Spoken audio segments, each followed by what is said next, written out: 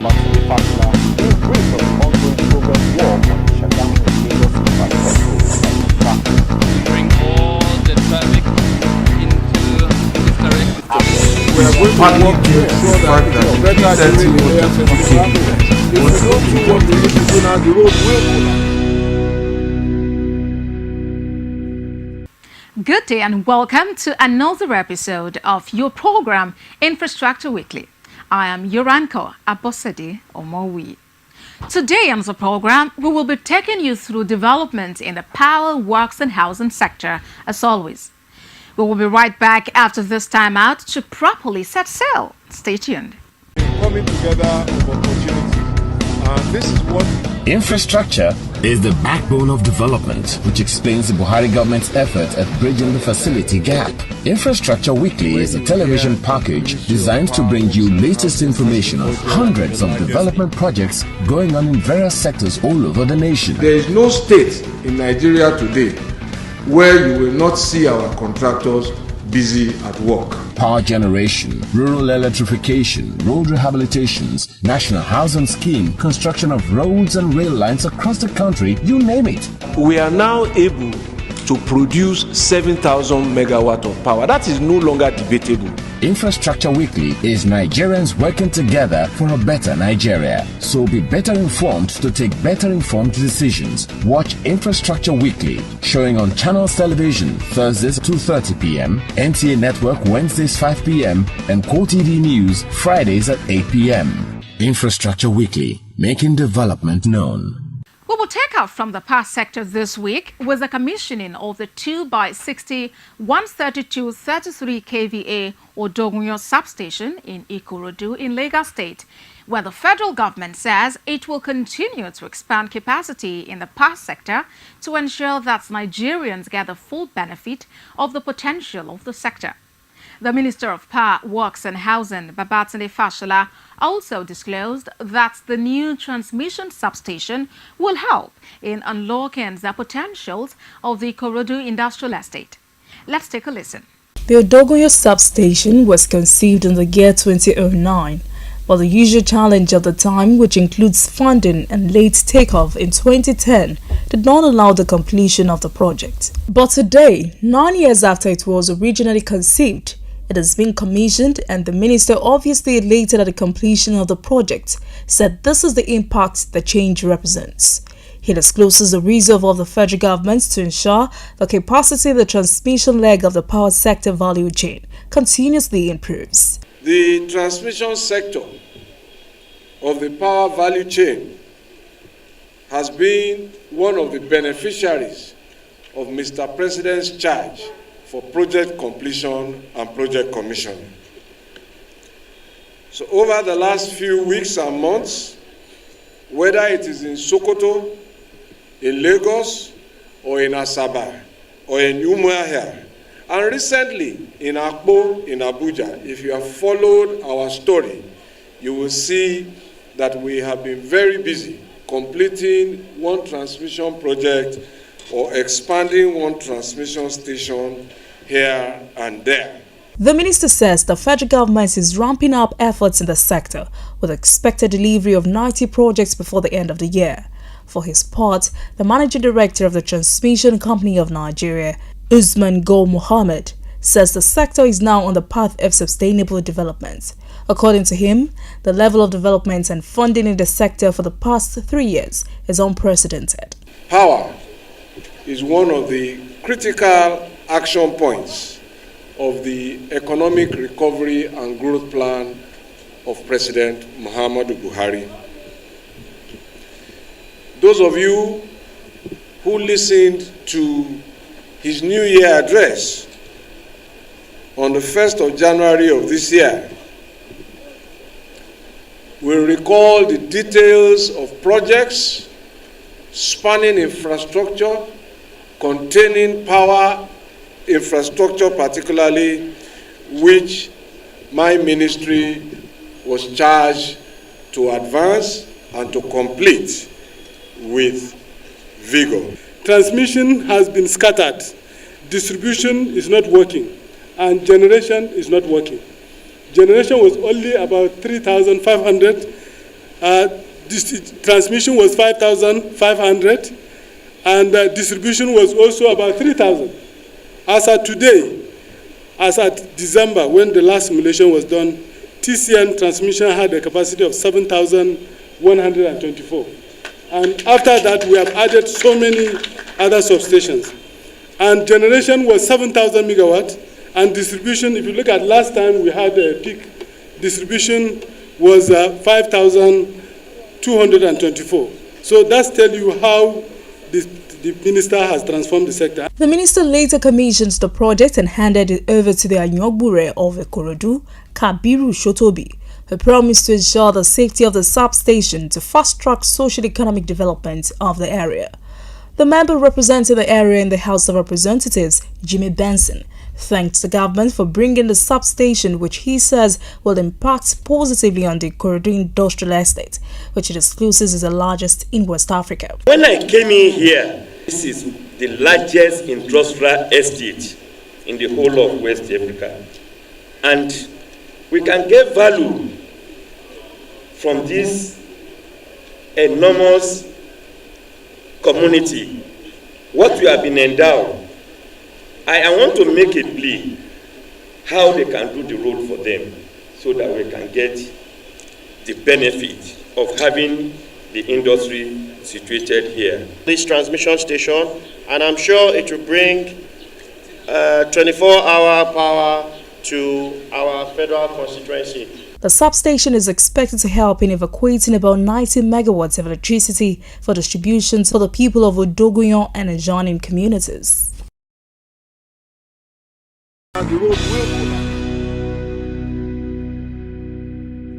Staying with the power sector, efforts aimed at building up the nation's transmission capacity have continued apace, with the commissioning of the Ejigbo and Akanga power transmission substations also in Lagos State. Stakeholders say the new substations are a game changer for electricity consumers in the area. The need to provide electricity in households, office and business areas in Nigeria for the comfort of Nigerians is the assurance of the Buhari-led government through new power system installations geared towards providing quality services to the people. The federal government provision of funds for the Transmission Company of Nigeria through its Ministry of Power to embark on expansion projects across the country is already strengthening transmission capacity to aid the increase in power supply. It is good news that the President Muhammadu Buhari administration is making efforts to boost power supply nationwide in the next 1 year with the renewal of power equipment to increase transmission capacity. In the past 1 year, we have been doing a lot of reinforcement projects. We have a lot of rehabilitation projects, those that have been completed, those that are still on the way. When all these efforts are put in place, cumulatively, at the end of the day, Nigerians will experience improved power.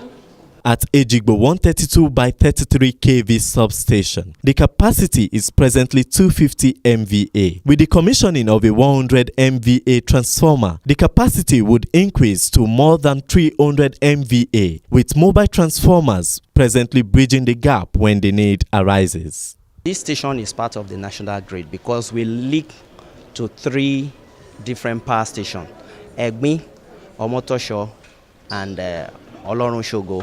So once power is generated there, they will send it to us through the grid. Then from here, we now send it to Sakete and some distribution companies. About 3 of them are fed from this location. At any point in time, we monitor, we have operators that are on duty 24 hours to ensure that at every point in time the customer, which is in this case the distribution company, get the required supply, or the power they required. As 260 MVAs have been added with ongoing 300 MVA on the site, the Akongba and virtually all the substations are witnessing consistent increase in capacity. Been operating on 3 by 60 MVAs, but since this administration started, we've been given additional 2 by 60 MVA. And with this additional, we have been able to introduce about 4 33 kV feeders with the newly installed 33 kV switchyard. So since this administration started, we have been able to extend this very one. And right now, we still have room for spare feeders, up to about 8 outgoing feeders that are yet to be loaded by the district.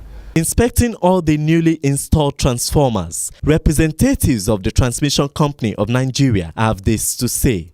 Presently, we have 5 numbers, 60 MVA at the 132, which is 300 MVA.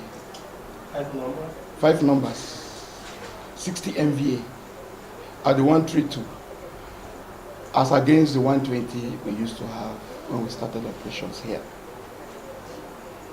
And we have so many feeders now. So many. We have about 22, 33 kV outgoing. This transformer is the newest in the station. It's a 300 MVA transformer which is used to increase the capacity of this station. Before now, all the 5 transformers in the station are overloaded. So the authority deemed it fit to increase so that the capacity can increase, and will stop this overloading of the transformer. In essence, we are now giving more power to all the stations, all the city, town, states that are collecting supply from us in this station. Stakeholders emphasize the need for the distribution companies to recapitalize their network so that they can deliver uninterrupted power supply to the people of Nigeria. On the transmission side, we have the capacity to transmit above 7,000 megawatts now, but we are looking far beyond that. So in the transmission side, we are ready. But you know, transmission is not existing alone. When you talk of power sector, you have the generation, you have transmission and the distribution. So you discover that, in fact, as long as transmission is concerned, we are ready. While TCN is maintaining power systems nationwide, the federal government is also constructing a chemical laboratory for the Nigerian Electricity Management Services Agency to ensure materials used for maintenance of transformers are of the right quality and specifications. Impact is to ensure that, one, there is safety of life and property. There is safety to ascertain the incipient faults on the transformer before it starts, because the transformer oil we analyze is like the lifeline of the transformer. The transformer is in service, it's working. So the function of the silica gel is to allow the air to pass through it before getting into the transformer. Why is air moving? The ambient temperature within the transformer, it changes as it's working and with the environment. When there is a higher temperature, the oil inside increases in volume, sort of. So we leave a little space in the conservator tank, just a spare tank for extra oil. So the oil will rise there instead of spilling out or there being excess pressure within the transformer tank. Now when the temperature comes down, the air will go down and the air needs to be replaced, balancing the pressure, so no excess pressure. So when the air is returning inside, it passes through the silica gel. All this moisture in the environment will not be able to pass in with it. The moisture is bad for our windings and the working parts of the transformer to increase the working life of the transformer. The power transmission equipment installed include transformers, protective devices, metering circuits, as well as state-of-the-art control panels to facilitate the wheeling of more reliable power to the distribution companies and the people of Nigeria.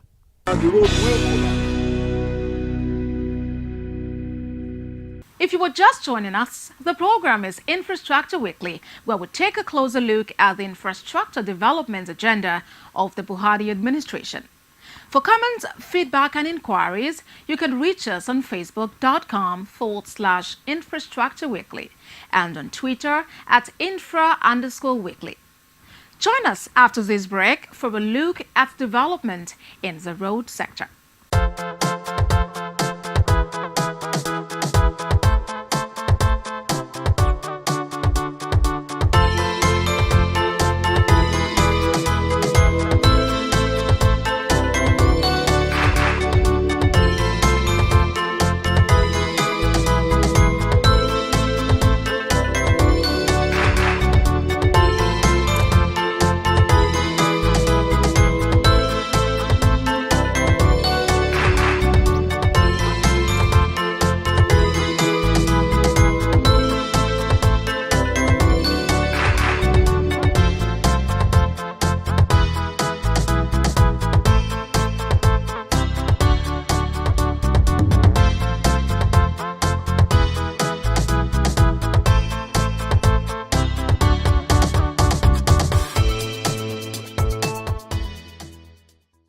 Welcome back. The Ibadan-Oyo-Ogbomoso-Ilorin Road is a major artery of the road linking the southwest to the northern parts of the country through Jeba to Mokwa and other parts of the country. But for many years, due to traffic and the state of the road, many travelers and road users have always taken longer alternative routes to get to their destinations. With the award of the road by the Obasanjo government in the early part of his first term as president, many thought their suffering on the road would become a thing of the past.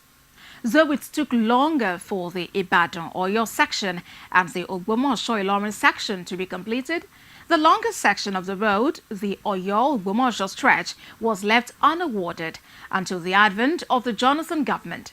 But since then, it was left without funding. But now, the case is different. Let's take a look at the present situation of the road. The Ibadan-Oyo dual carriage road, as completed, is the first phase of the Ibadan-Ilorin route to be constructed by the federal government. The second phase is the Oyo to Ogbomoso end, falling between kilometer 43 and 95. After initial abandonment, contractors are massively back on site to get the road delivered. It's a virgin land where we are putting the road. So the activity starts from clearing. After the clearing, then you do the earthwork to formation level. After the formation level, you put the sub base, you put the base course, then you put the wearing course. You put the bander course before the wearing course. That is what we want to achieve on this road. The construction, which is at different stages, is experiencing steady progress from clearing, artwork, sub-base, base costs, and the wearing costs. Rock blasting is also ongoing to connect the roads. It's going to at least reduce the incessant accidents that happen on the old road. Because it's like on a weekly basis you have breakdown on that road that people may have to stay like 3-4 days not able to pass through that road. If we are here like on Wednesday or Tuesday, that's what I'm talking about. That people had to divert into this route to be able to, have their way and to go away. So that is one. Then the second one is that it's going to reduce the traveling time for people because this is a dual carriageway. And another one is a single lane where vehicles, face each other. So when you have a dual carriageway, you don't have any vehicle facing you. You can move as you like. It's going to make traveling between Lagos and the north very easy. Very, very easy because this road is a trans-Saharan road, at least from the southwest to the north. Residents of Ilupeju area of Oyo town appreciate the work of the federal government while seeking speedy completion of the projects. We really thank our government for allowing this project. Actually, it's open like this, but many of after they have started this construction, many of the peoples are being moved to this area. Even the transport is very going through. This section 2 starts from 43 to 95. But as I speak with you, we are between 48 and 49 now. This location we are standing, So this is about 5 kilometers from the beginning. That's the location that we are now. The work is progressing. As we go along the road, you see what we are doing. With the completion of the Oyo-Ogbomoso end, the Trans-Sahara Road will be connecting Lagos from the southwest to the northern part of the country.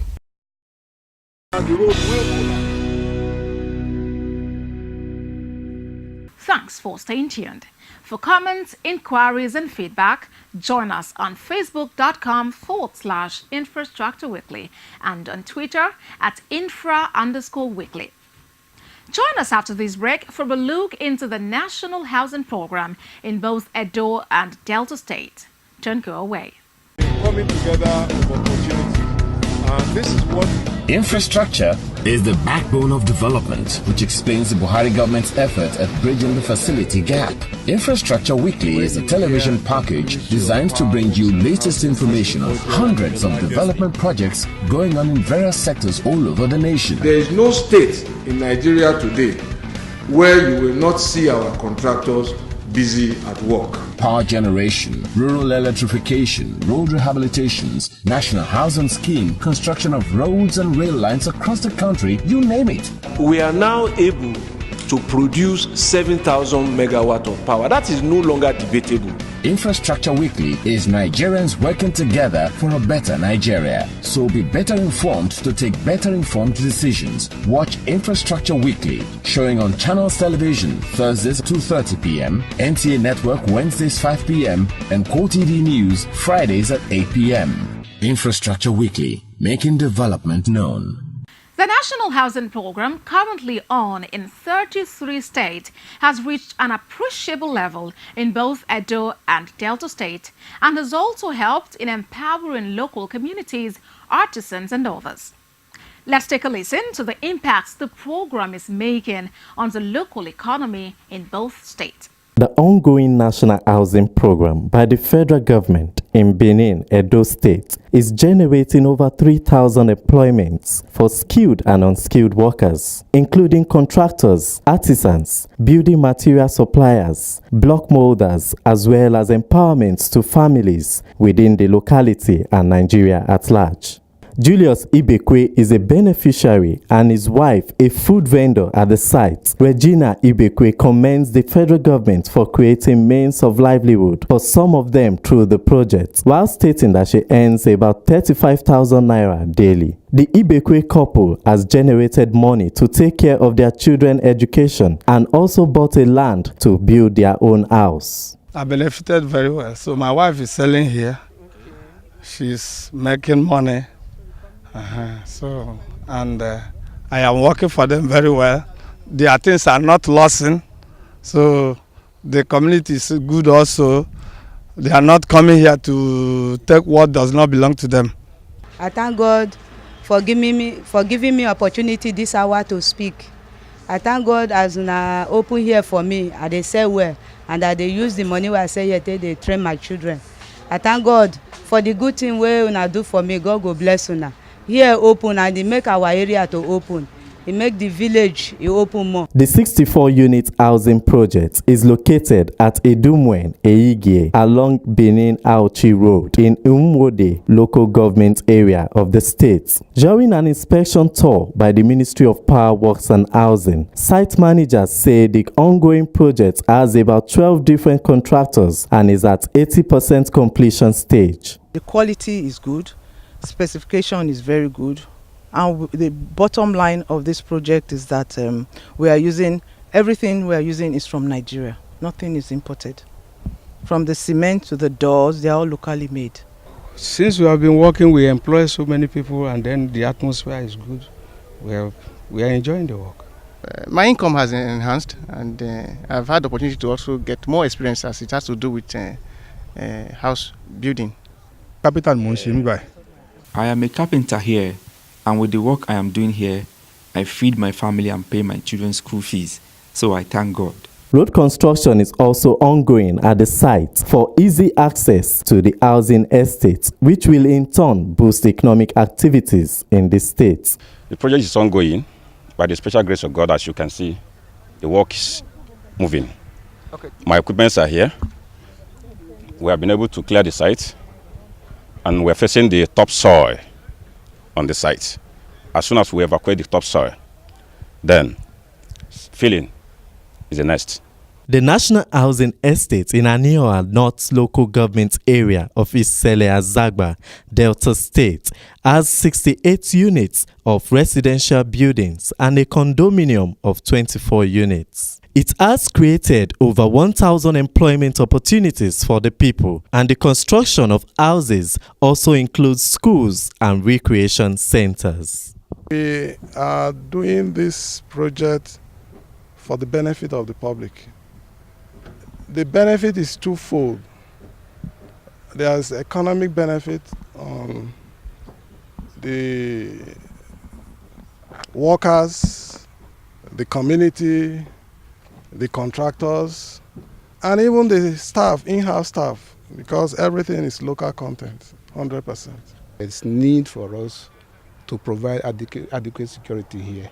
So we have to meet with the police and with the SSS.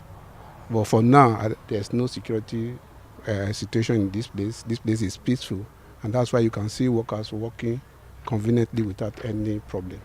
The electrical infrastructure contractor is already on course. This estate is going to have a good electrical distribution system comprising of transformers, overhead distribution unit, street lighting.